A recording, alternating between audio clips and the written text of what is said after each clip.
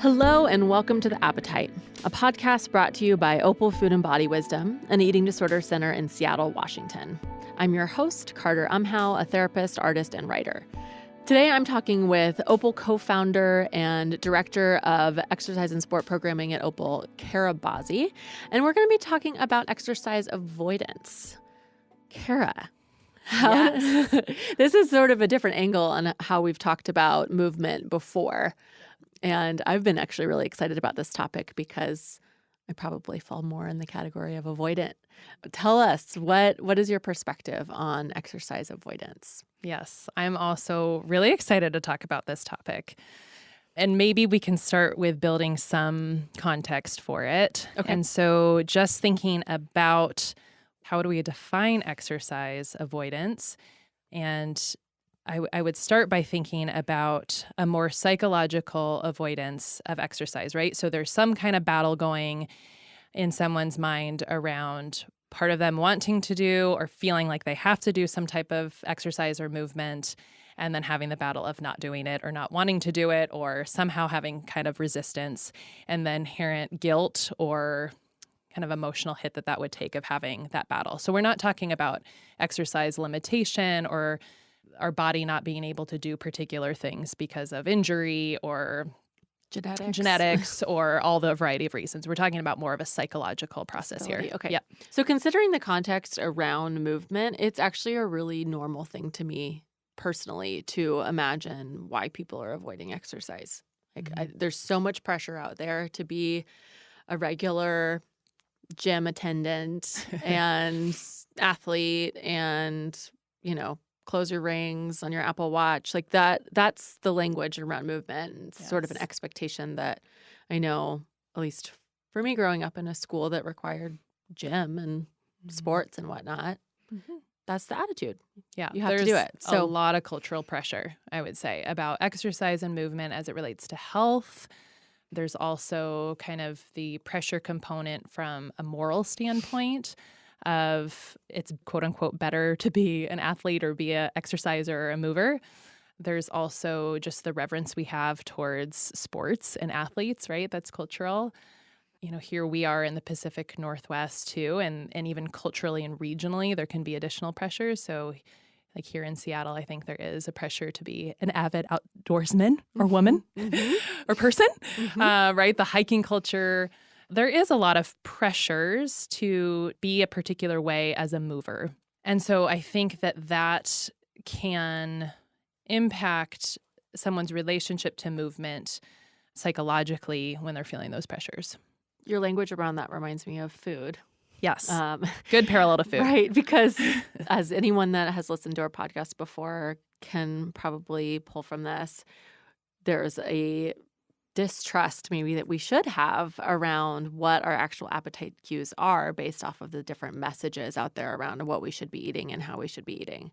So the more you're restricting something, the more you're going to want that thing. The more that you're told to eat something, the less you're going to want to, et cetera, et cetera, et cetera. So in this too, right? It's Psychologically, psychologically, if you're being told you have to be numero uno athlete out there, then maybe you just want to watch Netflix. Right. It's very difficult to build self-awareness and have trust in yourself around relationship to movement, just like it is with food. I think that's because it's an attunement process. Yep, it's an attunement process, and we're not encouraged to have that attunement process often. If you do identify as avoidant, and I also want to put the caveat that a lot of people can shift between being more compulsive with movement and swing to some more of times in their life that they're avoidant. It doesn't mean that you have to stay kind of static in one category. So there can be a shifting. There also can be avoidance in particular modes of movement, and then some movement that you might be more compulsive in and do regularly, and then other types of modes of movement would be very scary and avoided.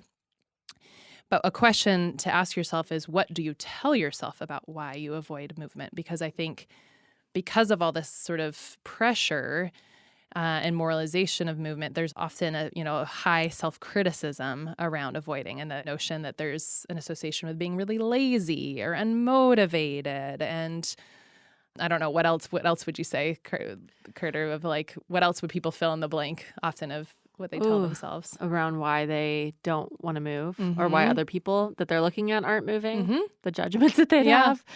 Those are the biggest ones that I would think of. Lazy, unmotivated. I'm not good sad. enough. Yeah. I think I've heard that one from clients. I don't feel good enough. I don't know how to do it. I'm going to look stupid. I'm going to embarrass myself. Shame. Yeah. Lots of shame. Around not actually being enough. Yeah. You know, I mean, from my vantage point, I just feel like that's so unfortunate because oftentimes that is what stops people from any kind of exploration process, is all that shame or judgment. And then there's not the real decision making that could allow for somebody to try new things that could lead to actually a lot of pleasure. I was thinking about this quote. I don't know who said it, but I read it lately and I've been thinking about it in every context. This idea that, you know, if you say that you're bad at something, but you're new at it, you can't actually be bad. No. You're new. No. And that seems to be sort of this role of perfectionism within avoidance. And maybe you would feel really like you're not good enough at something or not able, or you don't have the fitness level to be able to do something. That might be something that winds up being true. You might not wind up super good at volleyball or, you know, lacrosse or whatever it is. But you also have never tried. And A, do you have to be great at it? Right. And B, you know, what if you actually let yourself just have the shot of enjoying it instead? Right. We actually just brought that topic into our Rethinking Exercise and Sport process group, this idea of avoidance as it relates to novelty. And novelty, we talk about it also at Opal with radically open dialectical behavior therapy, mouthful of words. RODBT. RODBT. For sure. If you've listened to our podcast, you know what that is. And so this idea that when you're more on the over-controlled side, novel behavior is very uncomfortable, right? And so again, another barrier to potentially starting something new as it relates to movement. And all of us relate to that. I think it's very difficult to start something new and go through the learning process when we're not competent yet at something. I mean, anything we're engaging for the first time or for the first few times is hard. It's effortful. Yeah. I was talking with someone the other day when I was driving around Green Lake in Seattle. And for those of you that aren't in Seattle, Green Lake is like the hub, I would say, yes, of particularly like kind of Seattle active culture. Right. Is that the Running right way to- culture. Yeah. Tons of runners, tons of people walking with their Starbucks coffees and having walking dates, I assume, with their friends and crew teams and rollerbladers, all sorts of things. Right. It's a very active place. And I was talking to someone about how I drive by all the time and genuinely wonder, and maybe I will do this. This would be a fun thing to do. But I want to ask everybody, why are you here? Right. Because as someone that does not run around Green Lake regularly, I feel genuinely curious if people are there because they are forced to by themselves. Like they feel like they feel like they should. Is this their one time every 3 months that they actually move, or do they do this every single day, twice a day? Are they so excited because this is their one break from their annoying roommates today, or Are they trying to get time outdoors and be outside? Right. What's motivating people? I'm fascinated by this because I'm just like watching everybody, like assuming maybe that everybody's just so excited to run. And I know it's more complicated than that. Yeah, it's complicated. It's so complicated. Because I would assume there are some people that are just so thrilled to be out there and love moving their body in that way. And there are definitely people out there that I don't think are, right? Like that are feeling the pressure, that have more of that, again, probably more of a compulsive mindset of like, I have to do this. I mean, a lot of people that are moving are doing it from a body shaping perspective, whether that's to maintain a certain shape or they're trying to lose weight. And again, on the flip side, that could be a real reason people avoid movement is because they actually do have some of those compulsive underpinnings, but instead of that leading them to move, it's pulling them away from movement. So explain why that's compulsive too. When I say that, I'm saying the mindset towards the movement could be compulsive. So again, a compulsive mindset can have like eating disorder, psychopathology. So that is doing it for body shaping, to change one's weight, to compensate for food being eaten. That's pretty common. It could be for affect regulation. So that means this is the only way I can deal with my anxiety is to exercise or to move my body in this particular way. The third would be like a more obsessive compulsive mindset around it. Like I have to do it this time every day. Da, da, da. And then the fourth one is perfectionism. So again, if somebody, they could have that mindset and as a result of that, not do it. Like if I can't do it every time at this particular time, it doesn't count and I'm not doing it. So, right, like either they're living into it or they could be avoiding it because they can't do it perfectly like that. So all in or all out. Yep. So it could be very black and white like that. And I think we've definitely seen people respond in both of those ways at Opal, where it's either leading them, again, towards the exercise or away from. I think the other piece that just reminded me of is this whole idea of legitimizing exercise. I think that also makes us maybe disconnect from self-awareness because only certain amounts of exercise are deemed, quote unquote, legitimate exercise. And it could make it really narrow and not that interesting because it might just be if I run, that's exercise. If I go to the gym, that's exercise and nothing else counts. Walking doesn't count, gardening doesn't count, like all these ways that we actually move our body in the world, like people won't connect to that as moving their body. And so it, again, when I think of that, it just is like such a narrow view.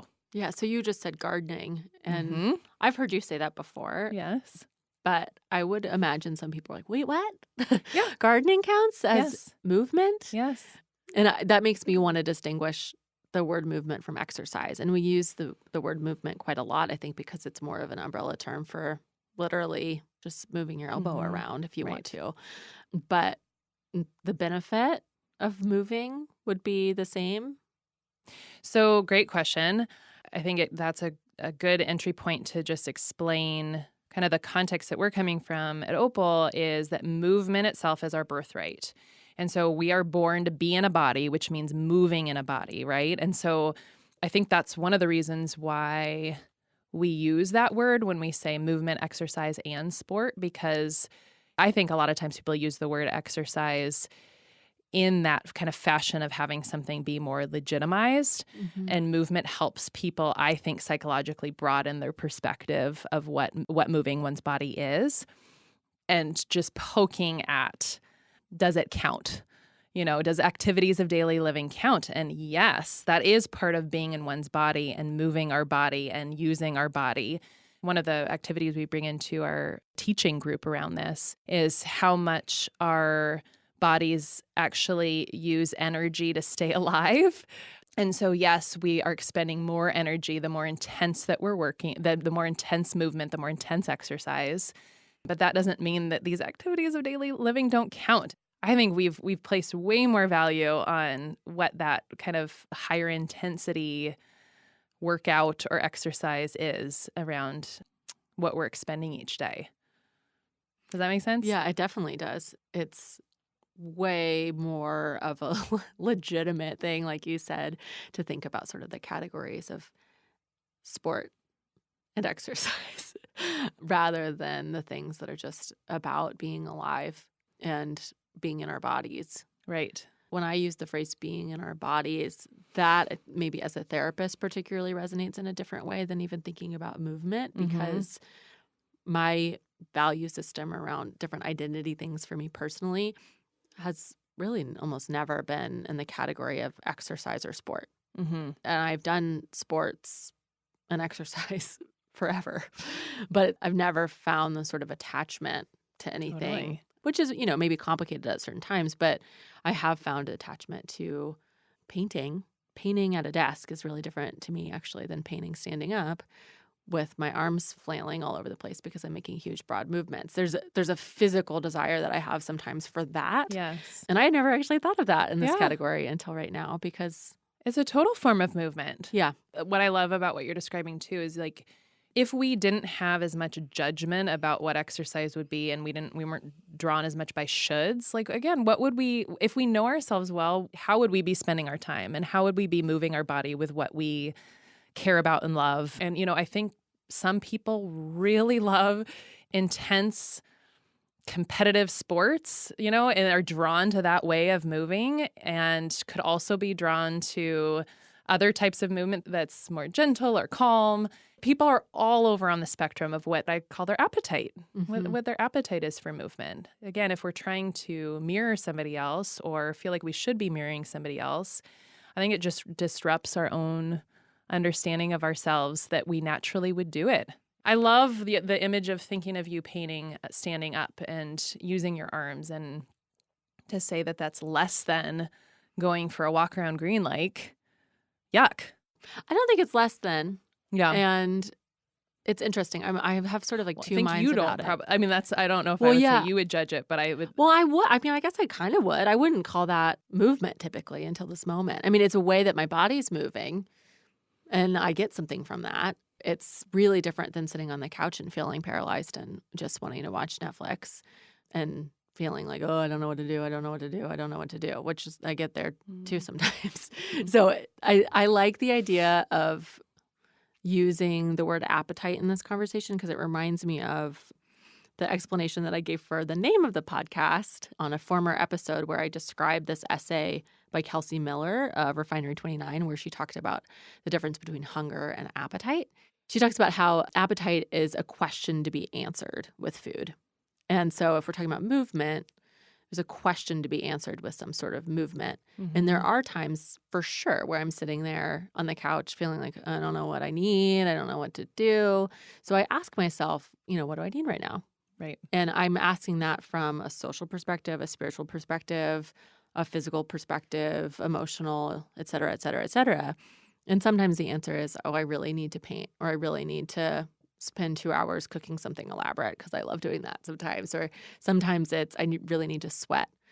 But I do think that for me, there's also a line where I feel like the times that I would maybe think that I need to actually be more disciplined in movement in the more traditional exercise sense, those aren't, I don't come to that answer very often. And yet it helps my body over and over and over again when I have discipline around that.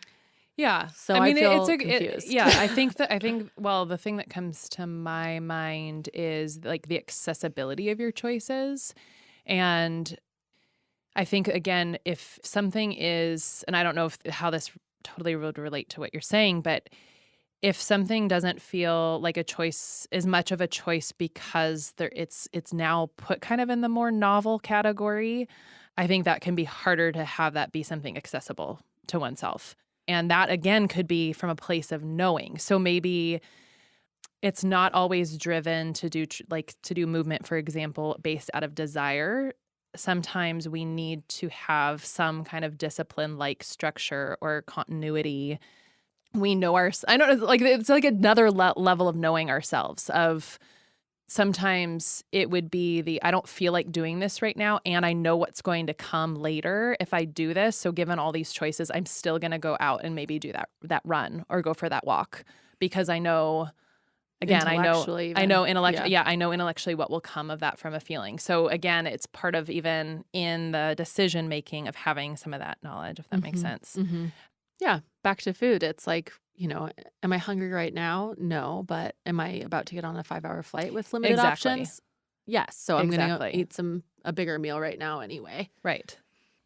But even to get to that point of having that kind of self-awareness and self-knowledge, if you've gone through a period of pretty strong avoidance, psychological avoidance with movement, like eating, you might have to start with a period of something more mechanical, more disciplined to even get the data on yourself, to understand yourself better, to have more flow with decision making. And I would suggest maybe even before mechanical stage of exploration or discipline or, kind of all the different things that could come from that.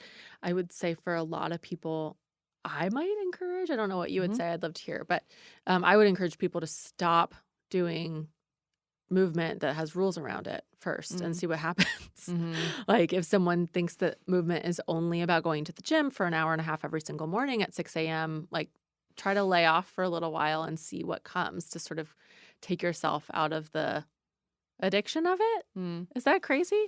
Well, that would also, I think, depends, because I think depends on the level, I think, of compulsivity that somebody has, because If somebody's doing something, again, on the compulsive expression, typically I've encouraged people to introduce different ways of moving or different needs getting met through movement and have some frequency with that in order for that to have a little bit more of a stronger place in their relationship to movement. And then the compulsivity usually sloughs off because the compulsivity is not fun. No. That often is just like the drill sergeant, right, of like pushing yourself and a lot of the shoulds. And so the anxiety that comes with pulling it abruptly and completely can often sometimes derail someone even more. Okay. That makes sense. Maybe my example again comes from someone that Yeah. that is less compulsive. Yeah.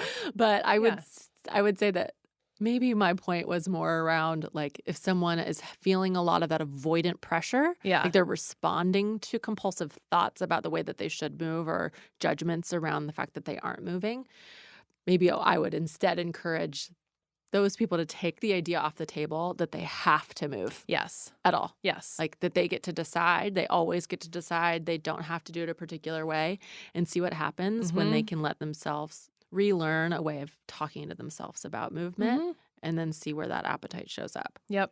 And then in terms of other practical points, if you do relate to having a more avoidant relationship, like Carter's suggesting, maybe there would be a break for a period. And then when you get back into it, I think this is where the kind of frequency of just really approaching it with curiosity, approaching it with multiple data points. If you're just going to stay in a novelty stage with something, you're not going to benefit from the learning. So it would be having multiple data points, being able to try something for a little while to decide, is this something that you like, that you're interested in? And I think to get creative with it, because exploring how you might have idealized particular ways of moving and looking beyond that and seeing there's so many different creative options, especially now I feel like people have gotten really interesting and creative with the way that we can be moving in the world. And then I think another like practical encouragement would be to think about the needs that can be met through movement, because that also can be another way of expanding your relationship. You know, if you've historically done it for a more competitive desire to achieve, like what are other needs? Could it be social needs that are getting met through movement? Could it be spiritual needs getting met through movement? And kind of looking through that lens of, is there an intersection between the way that you are in your body and kind of the human needs that you carry? And that could also bring some other interesting ways of even doing it, right? Like inviting a friend along or going in the morning without any earbuds and being in the quiet outside air, if it's more approach from a spiritual place. When you're describing that, it makes me, I think, want to clarify just one more time that there's no sort of moral imperative in moving. No. That even as maybe the topic of experimenting with it or trying new things is out on the table, that you don't have to move. No. I mean, you will probably move some.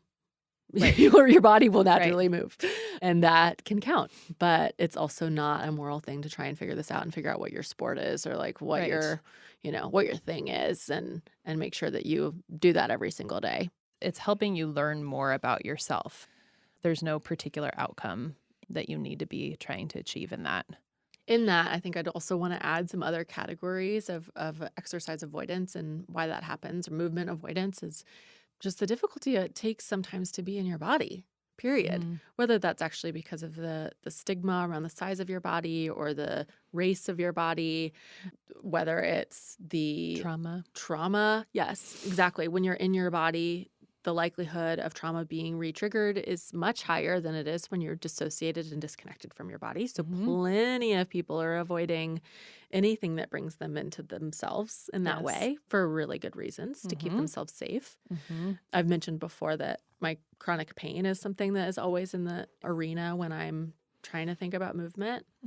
Like, that doesn't sound fun. Nope. There's the physical limitations. Yeah. I was actually listening to a lecture on pain this week. I was talking about how once we've experienced pain, some physical activities that could actually bring us pleasure again have, how do I put this, like The actual neuropathways, the pain pathways have been so deeply treaded that when we start moving or taking steps to manage the pain or have a new experience in our body's so used to saying like, oh, don't do that, Yep. don't do that, don't do that, that there's actually some benefit in figuring out where we can override those signals, because there might be some new ways to experience ourselves, that pain is actually more of a psychological experience that's happening to keep us safe rather than our bodies not being able anymore. Yes. I'm glad you're naming all those categories, because it also highlights the complication of this and all the things that can be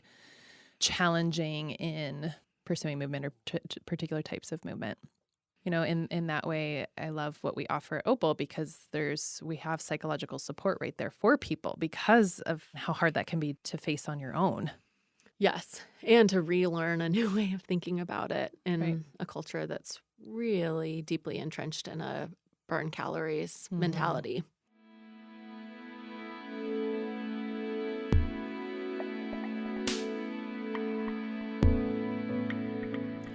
We'd be so curious to hear some of the things that either lead you to move or not to move. So if you would like, please reach out and let us know kind of how you think about this, or if you have any more questions as well.